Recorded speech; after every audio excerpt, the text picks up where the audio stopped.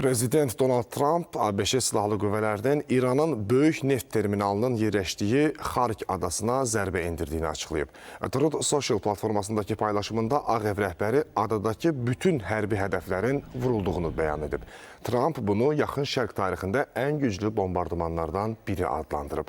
Uzunluğu təxminən 8 kilometr, eni 4-5 kilometr olan Fars körfəzində yerləşən Xark adası İranın neft ixracı üçün böyük əhəmiyyət kəsb edir. Ölkənin neft ixracının təxminən 90%-i bu adadakı terminal vasitəsilə həyata keçirilir.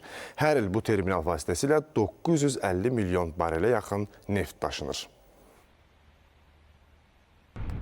Amerika Birləşmiş Ştatları yaxın şərqə dəniz ekspedisiya qüvvələri və əlavə hərbi gəmiləri göndərməyə planlaşdırır. Bu barədə The Wall Street Journal Amerika rəsmilərinə istinadla məlumat yayıb.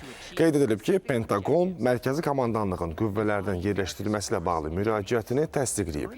Heyətin tərkibinə bir neçə hərbi gəmi, təxminən 5000 dəniz piyadası və dənizçi daxildir.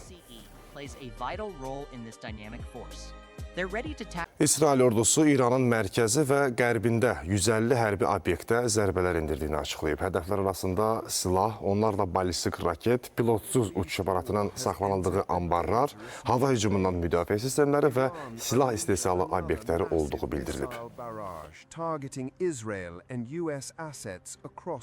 İsrail Müdafiə Qüvvələri Livanda Hizbullahın raket bölməsinin 2 komandirini öldürüb. Bu barədə İsrail ordusunun mətbuat xidməti məlumat yayıb. İsrail tərəfi həmin şəxslərin Bədr xüsusi bölməsində fəaliyyət göstərdiyini qeyd edib.